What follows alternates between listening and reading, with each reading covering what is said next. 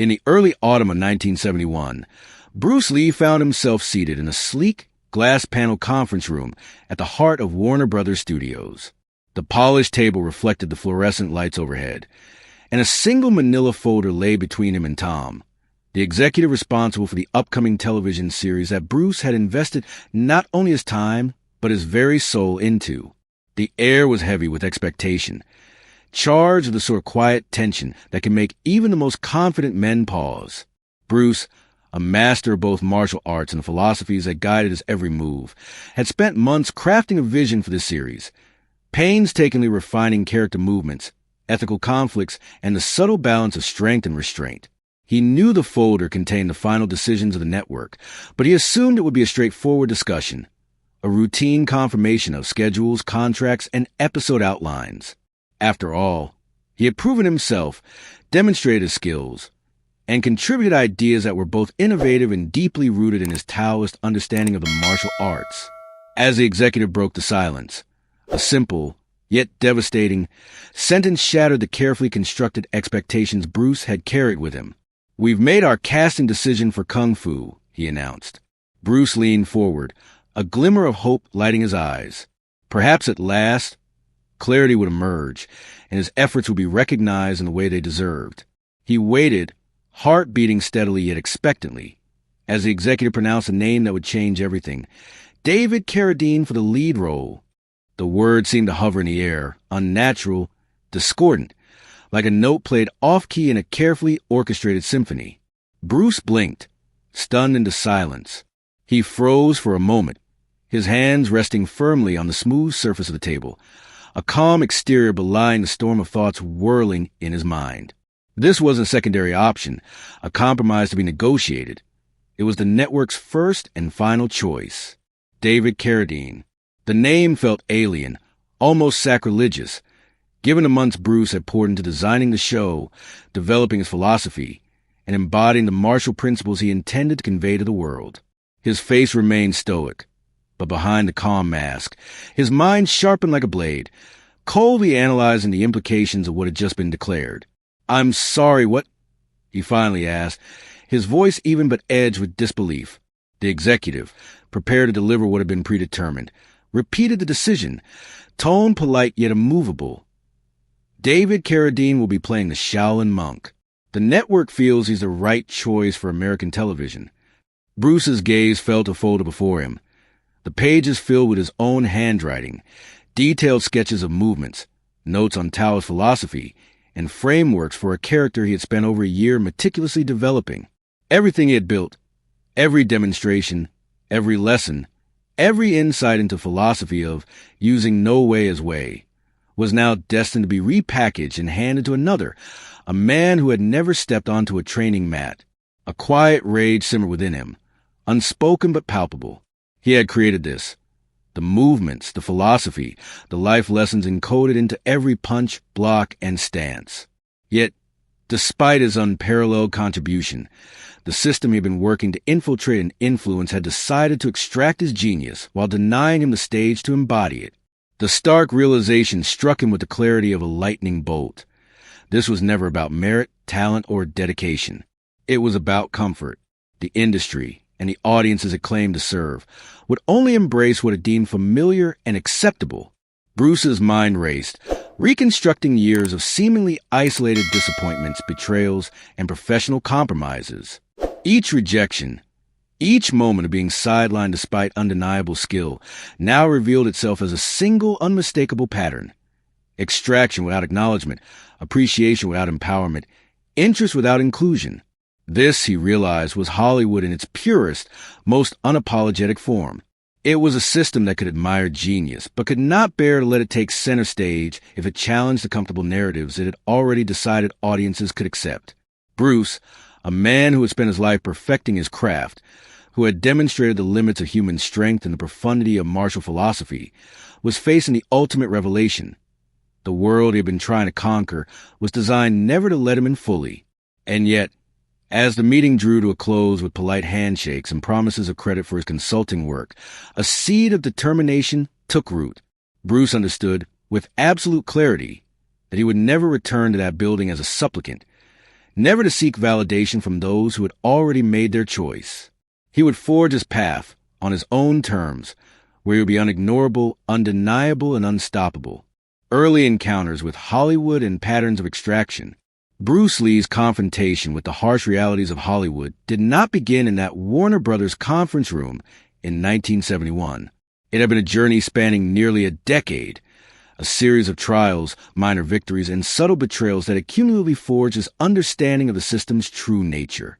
From the very beginning, he was an outsider, not only because of his ethnicity, but also because of the revolutionary ideas he carried. His martial arts were unlike anything Hollywood had seen.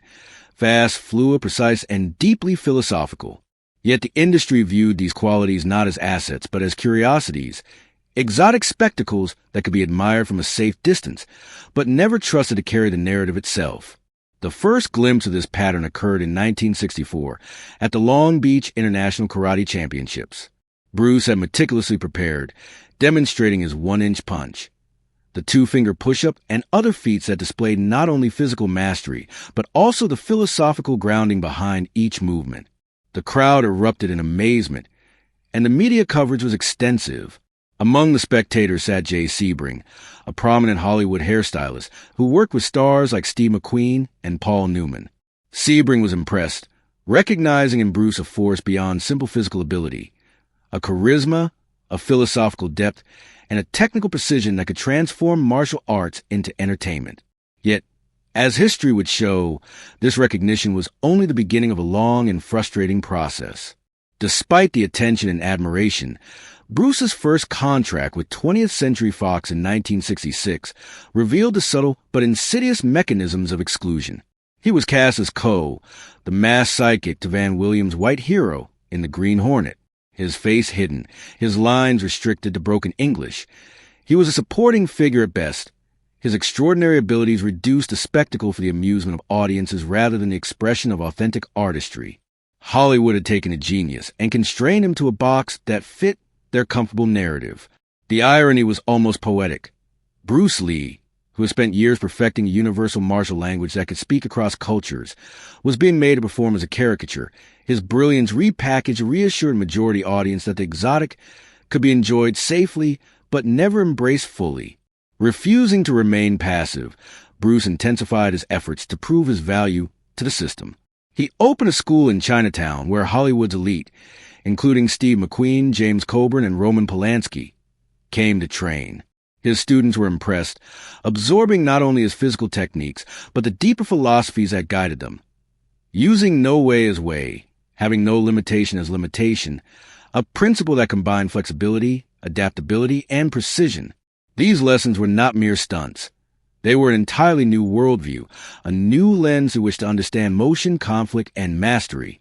McQueen, recognizing Bruce's potential, even attempted to leverage his network to secure roles for him. Yet Hollywood's systemic resistance persisted. Despite admiration, despite access, and despite undeniable skill, the message remained consistent.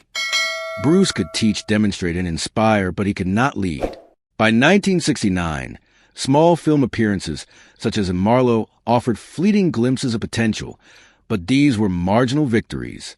3 minutes of screen time playing a villain who executed high kicks across an office space could not compensate for years of systematic sidelining.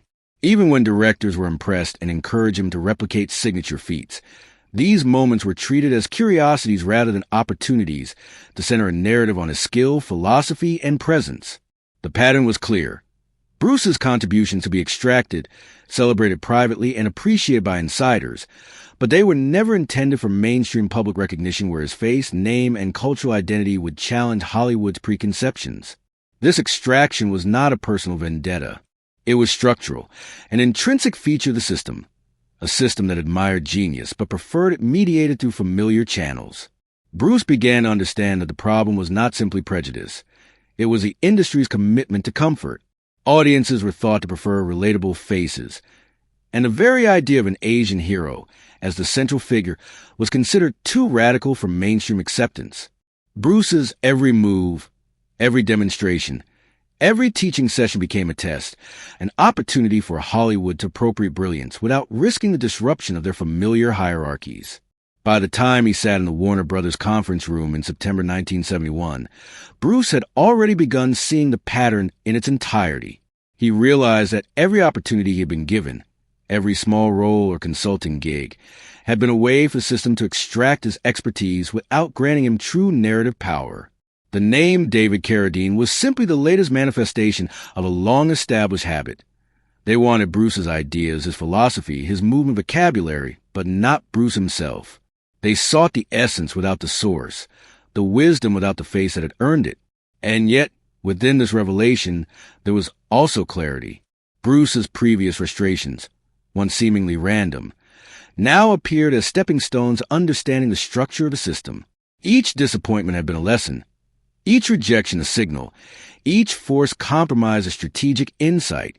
He saw clearly that the problem was not his talent, not his appeal, not his ability to connect with audiences. The problem was the system itself. And if he wanted to achieve real power, real recognition, and real autonomy, he would have to step outside the structures that had repeatedly constrained him. He would have to build his own platform, where the extraction could be reversed, where he would hold the power, not the audience's comfort.